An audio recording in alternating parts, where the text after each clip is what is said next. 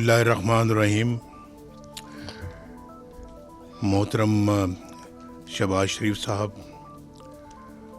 मोहतरम मेंबरान सेनेट, कौमी असम्बली,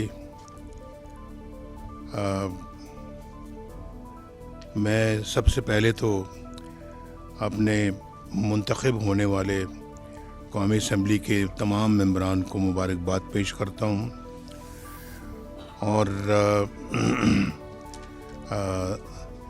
समझता हूँ कि एक बहुत सख्त लड़ाई लड़ के आप यहाँ पे पहुँचे हैं।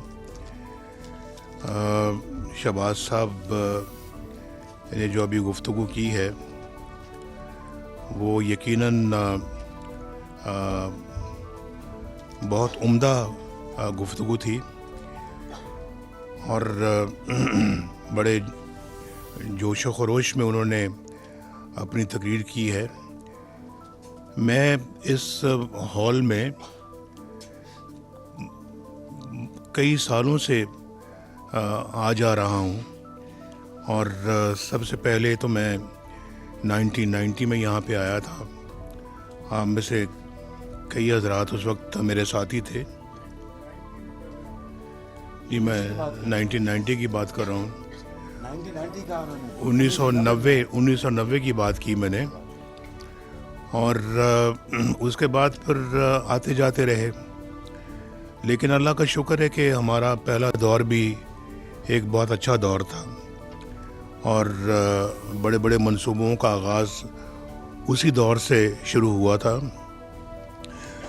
अगला दौर हमारा एक फिर बहुत अच्छा दौर था और तकरीबन 2/3 मेजॉरिटी के साथ हम अगला दौर जीत कर आए थे और उसमें फिर अल्लाह ताला ने हमें हिम्मत दी और पाकिस्तान एक न्यूक्लियर ताकत भी बना। फिर तीसरा दौर आया तो वो भी माशाल्लाह बहुत अच्छा एक दौर रहा और आप जानते हैं कि तीसरा दौर हमारी एक लंबी जुदाई के बाद आया। हम 7 साल मुल्क से बाहर रहे और हमारी पार्टी के ऊपर जो जुल्म ढाया गया वो भी आप जानते हैं अच्छी तरह से, और जिस तरह से जेलें काटी, मुकदमे झेले, तो कामयाबी अल्लाह ताला ने दी। फिर हम सिंगल लार्जेस्ट पार्टी और सादा अक्सरियत से ज़्यादा हासिल करके हम खुद मुस्लिम लीग नून ने गवर्नमेंट कायम की और फिर उस दौर में जो एक मिसाली तरक्की जो हो रही थी मुल्क की, उसकी मिसाल शायद माजी में कम ही मिलती होगी और अगर मिलती भी होगी मिसाल तो फिर हमारे पिछले अदवार की मिसाल मिलती होगी जो उससे पहले गुजर चुके थे। लेकिन मैं ये समझता हूँ कि हमने आपका वास्ता जो है वो इस दफ़ा भी एक ऐसे लोगों से पड़ा है जिनकी जहनियत मुझे आज तक समझ नहीं आई, और वो लोग हैं कि पिछला इलेक्शन जब हम जीते 2013 वाला, तो शुरू से ही धांधली की रट लगनी शुरू हो गई।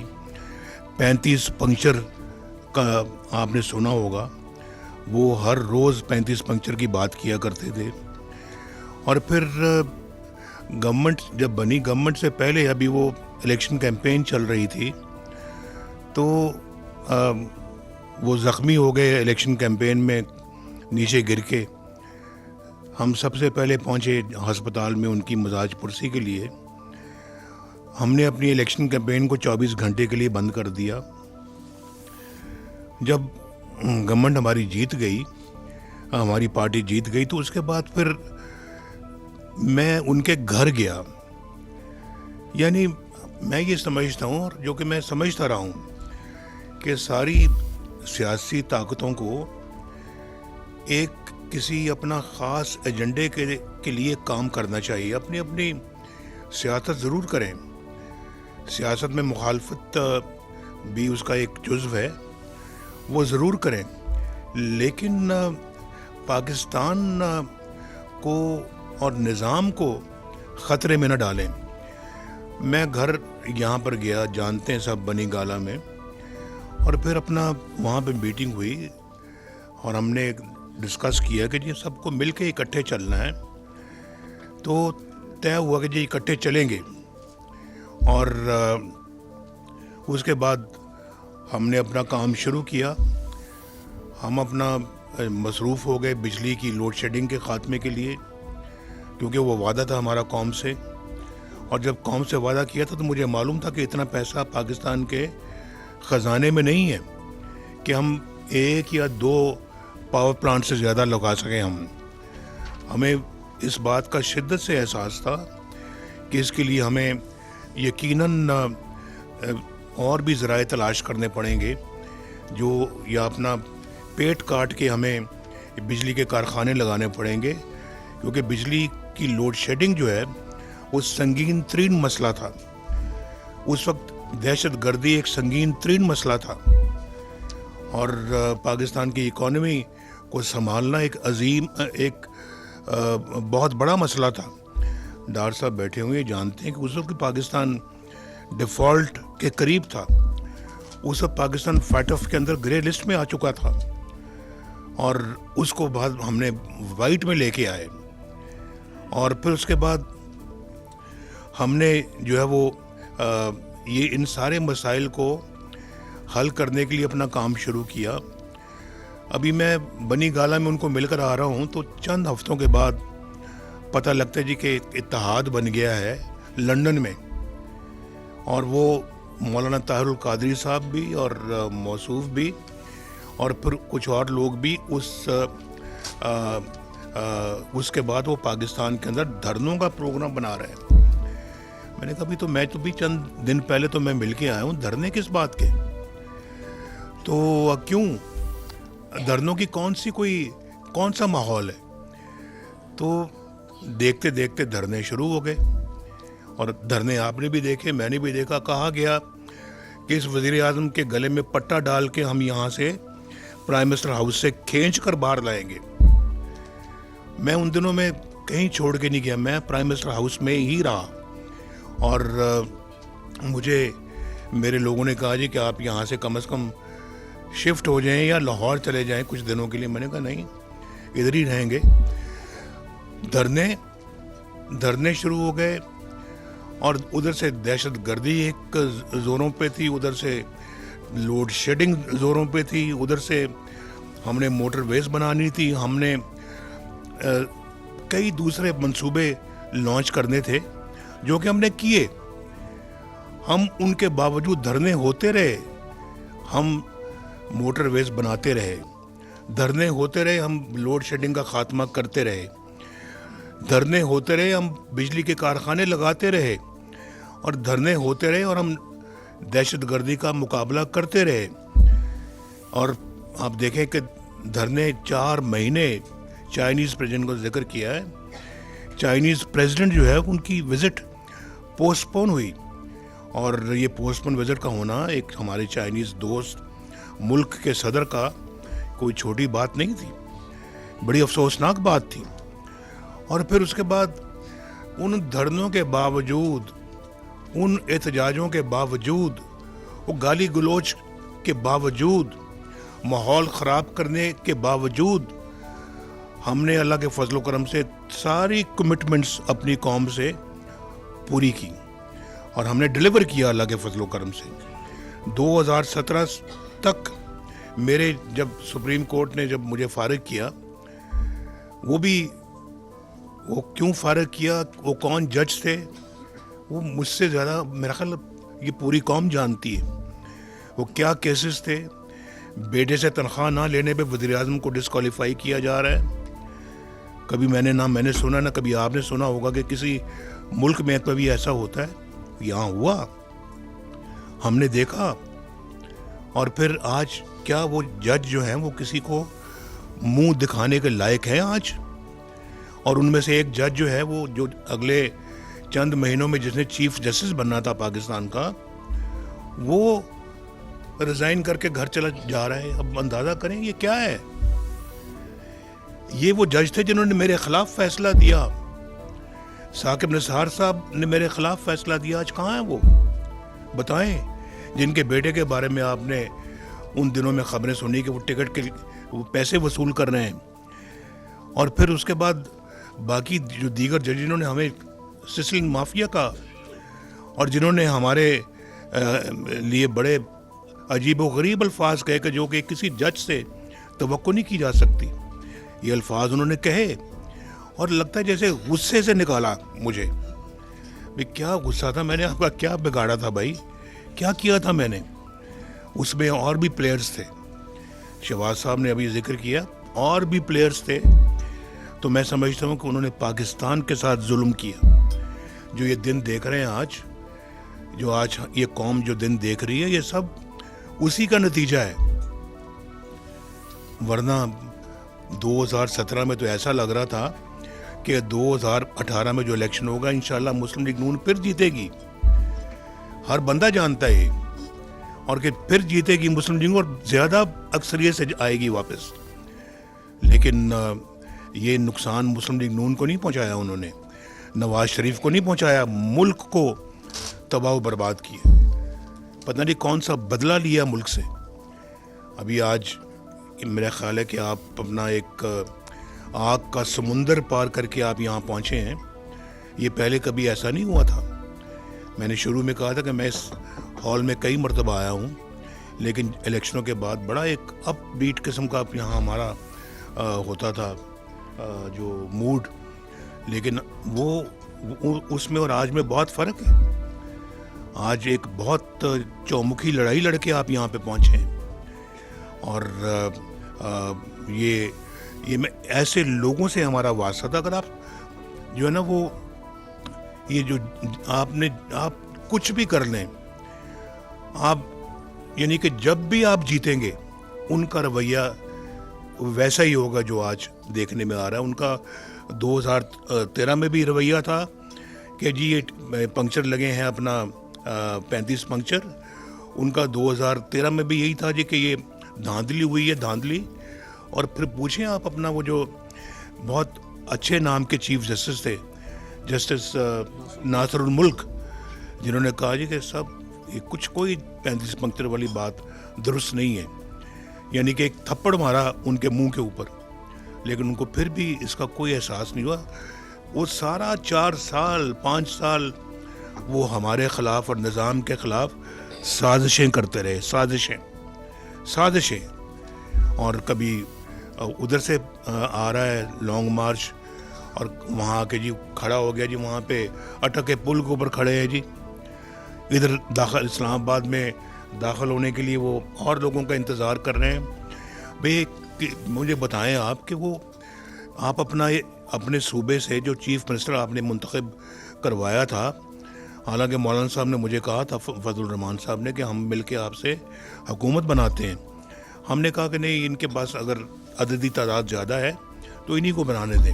آ رہا ہے اپنے لوگوں کو لے کے اسلام آباد پہ ہلہ بولنے کے لیے، حملہ کرنے کے لیے. کبھی ایسا سنا ہے، کبھی دیکھا ہے ایسا کہ ایک چیف منسٹر ایک پرائم منسٹر کے خلاف جو زبان استعمال کر رہا ہے اور پھر حملہ کرنے کا منصوبے بنا رہے ہیں؟ تو یہ سارا کچھ کیا تھا؟ یہ ہم نے تو بھائی ہر موقع پہ آپ کو ہم نے دعوت دی ہے. ہم نے آپ کو کہا کہ بھی آپ ٹیم کے ساتھ مل کے چلیں. ہم آپ کو ڈیو رسپیکٹ دے رہے ہیں اور دیں گے، آئندہ بھی دیں گے. لیکن یہ سب کچھ انہوں نے کر کے دکھایا اور پوری قوم نے دیکھا ہے. تو آپ چاہے جتنا بھی وضو کر کے پاک صاف ہو کے آئے ہیں، انہوں نے وہی الزام لگانا ہے جو وہ آج لگا رہے ہیں. ان کے کسی بھی الزام سے نہ ڈرنا چاہیے، نہ گھبرانا چاہیے. اور آپ نے دیکھا کہ اپنے دور میں بد تہذیبی، بدتمیزی، بد کلامی اور اس طرح کے آئی جی تمہیں میں جیل میں ڈالوں گا، فلاں چیف سیکرٹری میں تمہیں چھوڑوں گا نہیں. یہ کوئی طریقہ بات کرنے کا؟ یہ جو ان اسمبلیوں میں بیٹھنے والے کیا اس لہجے میں بات کرتے ہیں؟ اس ملک کے وزیر اعظم تم اگر بنے ہو تو اس لہجے میں بات کرتے ہو؟ کم از کم اور نہیں تو قوم کو تو یہ چیزیں نہ سکھاؤ. یہ قوم کے بچوں کو تو یہ چیزیں نہ سکھاؤ. ان کو تو بدتمیزی نہ سکھاؤ. ان کو وہ تو ابھی پڑھ لکھ کے انہوں نے جوان ہونا ہے. ابھی سے وہ یہ کلچر سیکھیں گے تو وہ کدھر جائیں گے, ان کا کیا مستقبل ہوگا. اور پھر آپ نے اپنے دور میں مجھے بتائیں 3 سال 4 سال میں کیا کیا ہے, کون سا منصوبہ لانچ کیا ہوا آپ نے؟ ابھی شہباز صاحب نے گنوایا کہ ہم نے موٹر ویز بنائی, ہم نے اپنا سڑکیں بنائی, ہم نے صرف پنجاب میں نہیں, ہم نے اللہ کے فضل سے بلوچستان میں بنائی, ہم نے اللہ کے فضل و کرم سے KPK میں بنائی, ہم نے سندھ میں بنائی, ہم نے پنجاب میں بنائی, ہم نے یہاں پہ بنائی گلگت بلتستان میں, آزاد کشمیر میں, کوئی جگہ چھوڑی نہیں ہم نے. لواری ٹنل کہاں ہے؟ KPK میں ہے. اور یہ جو گلگت سکردو جو ہائی وے وہ کہاں ہے جس پہ 50-60 ارب روپے لگا تھا, 3-4 ارب روپے اس صوبے کا بجٹ ہے, ایک منصوبے پہ ہم نے 50 ارب لگا دیا. یہ ہم نے ہماری ایک پورے ملک کی خدمت کی سوچ تھی جس کو ہم نے عملی جامہ پہنایا. ہم نے تو نہیں سوچا کہ جناب فلاں گوادر ہے تو گوادر کو ہم نے بھرپور ڈیولپمنٹ کی. اور اگر میں یہ سمجھتا ہوں کہ اگر وہ مومنٹم جو ہم نے شروع کیا تھا 1990 کی بات تو دور کی ہے, اگر وہاں سے کاؤنٹ کریں اور ان انٹرپٹڈ اگر وہ مومنٹم جاری رہتا, آپ یقین کریں آج پاکستان اس خطے کی بہت بڑی طاقت ہوتا.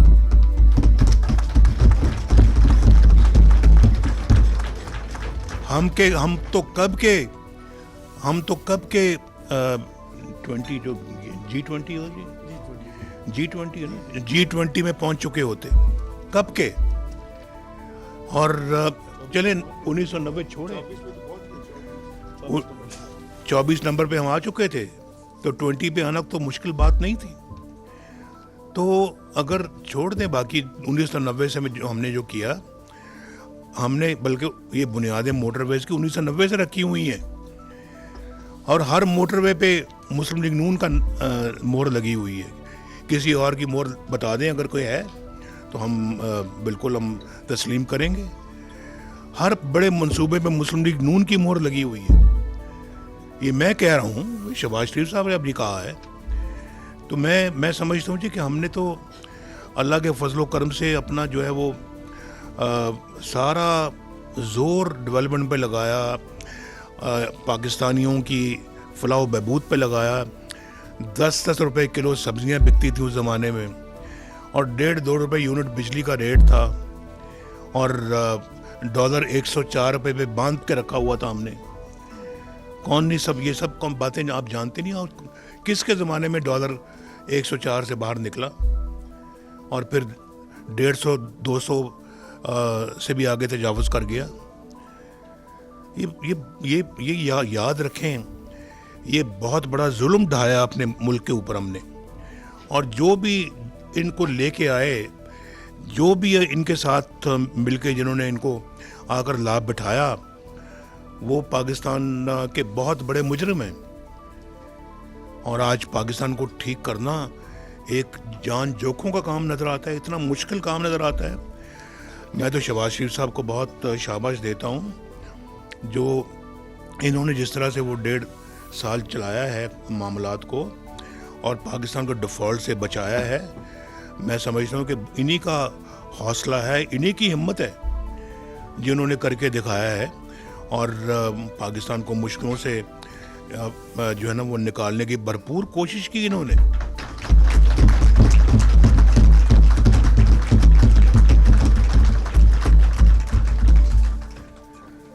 تو میں سمجھتا ہوں جی کہ یہ ہمارا مقابلہ ایسے لوگوں کے ساتھ ہے جو میں سمجھتا ہوں کہ لاجک کو نہیں سمجھتے, نہ مانتے ہیں.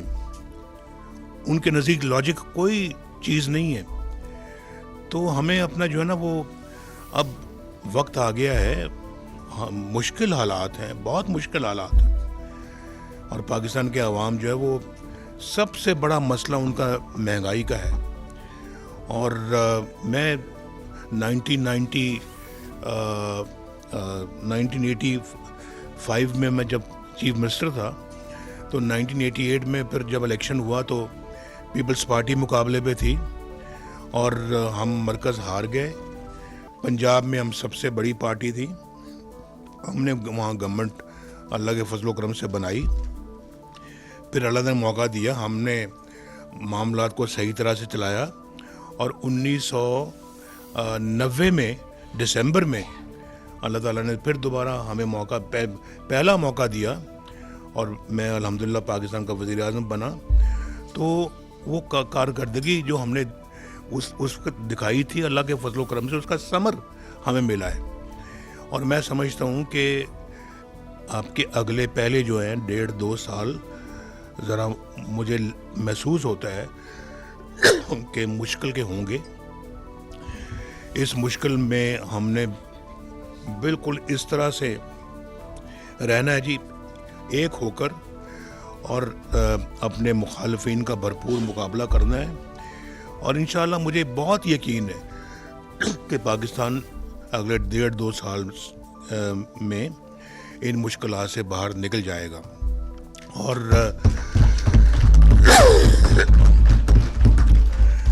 इंशाअल्लाह निकल जाएगा। और फिर उसके बाद आप बहुत सारे ऐसे काम कर सकते हैं जो कि आपके नज़दीक और कौम के नज़दीक बहुत अहमियत के हामिल होंगे। हमने मिलकर पाकिस्तान के ज़ख्म भरने हैं। पाकिस्तान बहुत ज़ख्मी है, इस वक्त बहुत ज़ख्मी है, और मैं पिछले कई डेकेड से, कई दहाइयों से मैं ये देख रहा हूँ, इस तरह का ज़ख्मी पाकिस्तान मैंने पहले कभी नहीं देखा। तो इस मुल्क को मुसीबतों से निकालना है, इस मुल्क को मुश्किलों से हमने निकालना है। और मैं ये समझता हूँ कि ये 1.5-2 साल डिफ़िकल्ट होंगे, जिसमें डिफ़िकल्ट फ़ैसले भी करने पड़ेंगे आपको, लेकिन इंशाअल्लाह आप उसके बाद यकीनन अल्लाह के फजल करम से निकलेंगे। लेकिन नीयत नेक होनी चाहिए। नीयत अगर नेक होगी तो अल्लाह ताला ज़रूर आपकी मदद करेगा। हमने 24 करोड़ आवाम को सुकून देना है, बिजली गैस के बिलों को कम करना है, अपनी रुपए की कीमत को ठीक करना है, मुल्क के अंदर जो है वो ये जो पाकिस्तान को अपने पाँव पे खड़ा करना है अपने, और फिर वो बहुत तदब्बुर के साथ एक सोचे समझे एजेंडे के तहत अगर आप चलेंगे तो इंशाअल्लाह बिल्कुल ये सफ़र बड़ा आसान हो जाएगा। मैं यकीनन शहबाज साहब की बहुत तारीफ़ करूँगा कि जिस हिम्मत हौसले के साथ इन्होंने ये पिछला 1.5 साल गुजारा है, इन्हीं की हिम्मत है। इनकी जगह मैं होता तो मैं शायद ना चल सकता, और अभी भी अल्लाह के फजल करम से इन हालात में माशाअल्लाह शहबाज शरीफ इज़ द बेस्ट चॉइस। और मुझे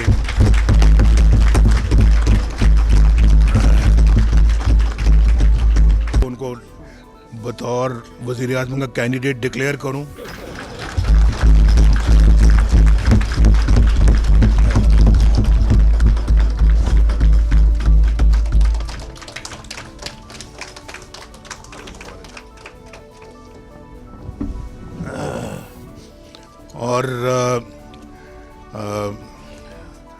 और इनके साथ साथ जनाब सरदार एयाज सादिक साहब जो है वो, उनको बतौर स्पीकर के अपना उम्मीदवार करेंगे।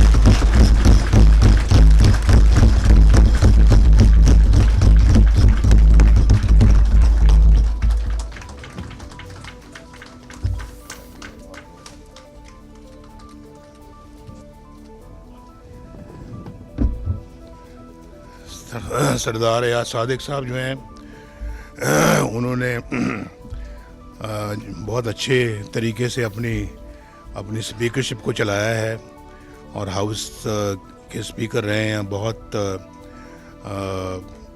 बहुत कामयाब स्पीकर के तौर के ऊपर उन्होंने अपना वक्त गुजारा है। और एक काबिल भी हैं, अहलियत भी है, सलाहियत भी है, तजुर्बा भी है, और पार्टी के साथ कमिटमेंट भी है। और मुझे مجھے یقین ہے انشاءاللہ کہ وہ بھی ایسے حالات میں ایک بہترین سپیکر کے طور کے اوپر ایک دفعہ پھر ابھریں گے. اور میں آپ سب کے لیے بھی بہت دعا گو ہوں کہ اللہ تعالیٰ آپ کو اور ہم سب کو مل کر اس ملک کی خدمت کرنے کی توفیق عطا فرمائے. اور یہاں میں خاص طور پہ اپنے خواتین کو جو دوبارہ ماشاءاللہ اچھی خاصی تعداد میں منتخب ہوئی ہیں ان کو بھی مبارکباد دیتا ہوں. اپنے جو مائنورٹی بھائیوں کو یا کوئی بہن ہے تو ان کو بھی میں دل کی گہرائیوں سے مبارکباد دیتا ہوں کہ دوبارہ منتخب ہوئے ہیں. اور اس کے ساتھ ساتھ جو ہے وہ ان کو دیکھ کے بڑا خوش ہو رہا ہوں میں، کوئٹہ سے جو جیت کے آئے ہیں تو لیکن اور ان تمام اپنے حضرات کو، انڈیپینڈنٹ حضرات کو، دوستوں کو، ساتھیوں کو میں ویلکم کرتا ہوں جی دل کی گہرائیوں سے، جنہوں نے مسلم لیگ نون جوائن کی ہے، اور ان کا شکریہ ادا کرتا ہوں. اور مجھے یقین ہے انشاءاللہ آپ میں ان میں کوئی تمیز تفریق نہیں ہے، انشاءاللہ وہ بھی ہمارے اسی طرح ساتھی ہیں جیسے کہ آپ ساتھی ہیں. تو میں سب کو ویلکم کرتا ہوں اور میں امید کرتا ہوں کہ اللہ تعالیٰ ہماری رہنمائی فرمائے گا، ہمیں نیک نیت رکھے گا اور پاکستان کو ہمارے ذریعے سے ایک دفعہ پھر ترقی کا انشاءاللہ موقع دے گا. اللہ